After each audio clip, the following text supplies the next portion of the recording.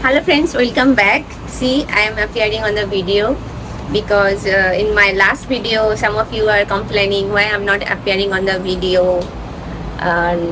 The videos I'm uploading is always like silent movie. It's a bit noisy here because my house is just beside the highway.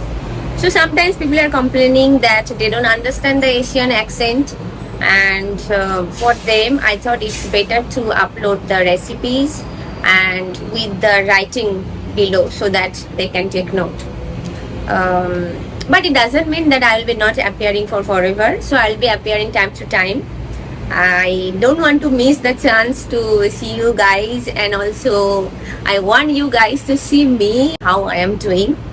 Today I'm going to show you one recipe which is perfect for those who are having sweet tooth like me, but also a bit health conscious and then always thinking how to eat sweet without adding too much junk food in your tummy.